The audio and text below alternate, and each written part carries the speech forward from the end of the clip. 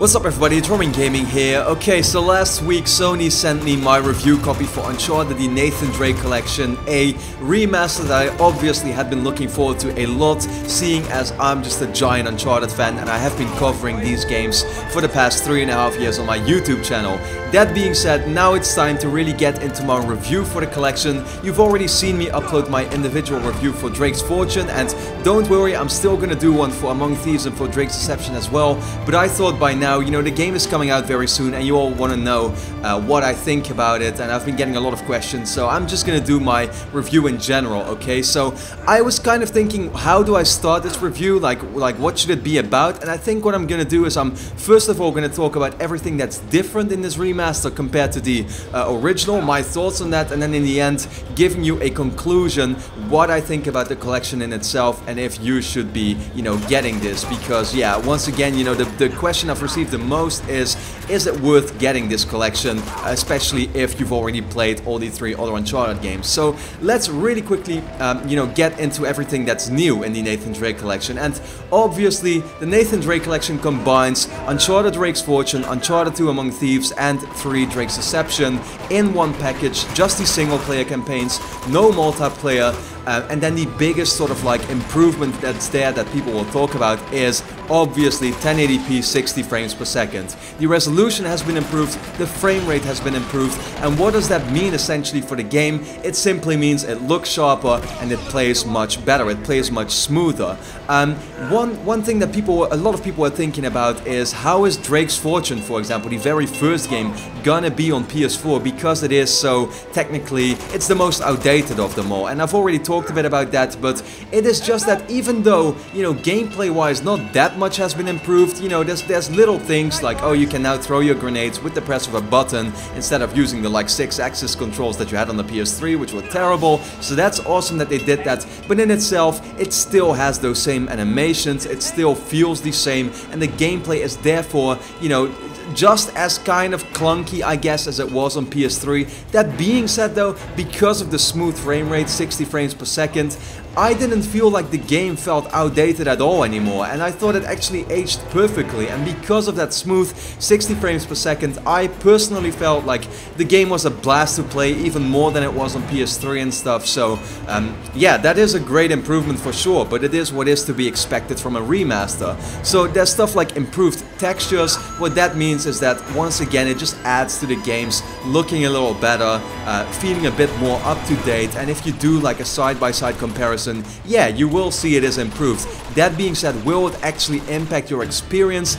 I would say no, obviously it won't, because if you're just playing the game and focused on what's happening on the screen, then you won't really notice, oh look, this building looks a little sharper or something, you know, the textures on that have been improved. That's not something you actually notice when playing it. There is stuff added like a speedrun mode, which is really nothing more than, you know, just like a timer in the corner that tracks how long you've been playing. There's photo mode, which allows you to like pause the game, change some visual effects, and then make a cool picture that you can share with your friends.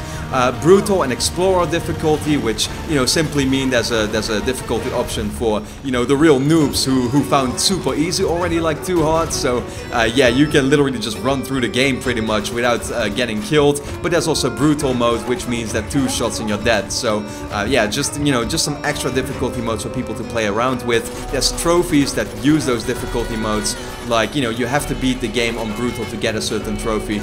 Is not required for the platinum, but still it is required obviously for the 100%. The one thing that isn't really tied to the collection itself, but that many people will be getting it for, is obviously the Uncharted 4 multiplayer beta, which is going to take place in December. And yeah, once again, that's just a reason for many people to get this, because they want access to that Uncharted 4 multiplayer beta. So like, it is really that simple. There really isn't much to it. It is the typical thing that is to be expected from a remaster, and it's nothing to necessarily be very excited about. That makes me sound a bit negative, of course, but it is just that I want to answer this one question that many people have been asking me so much over the past couple of days, which is it worth getting this collection if I've already played all the 3 Uncharted games? And my answer to that is simply that I can't tell you. It's a decision you're gonna have to make for yourself. You know, these remasters are everything you should expect, a remaster to have. It is in that way not really, different from, say, The Last of Us Remastered, which in itself is an awesome game, but is the remaster really that different from the old PS3 version? No, it isn't. And the exact same counts here with Uncharted. I don't think necessarily that the new things that were added or the changes that they've made, warrant you to get the game again if you can still play it on PS3. But once again, it is a decision for yourself, and if you are willing to make that investment, and I myself, let me quickly say that, I happily pay $60 to play these games again on PS4, remastered in 60 frames to prepare for Uncharted 4. I myself find that worth it, obviously, as well, because I'm a YouTuber who loves Uncharted and who, is definitely covering these games on my channel and stuff, and on Twitch, for example. But, like, once again, it's a decision you have to make for yourself. Do you want to spend these $60 just for these couple of changes if you've already played them? I can't answer that for you, but that being said, don't get me wrong. If you have not played any of these games before, if you have not played a single one, then I would say I would happily, just happily pay $60 to, to get this collection. I think the Uncharted series, and that's what I mean, it makes me sound negative in this review maybe, but I'm not negative at all. I'm simply talking about the people who have played the games before. But Uncharted, once again, is such an awesome series. It's my favorite series of all time. It's my favorite series of the last generation for sure.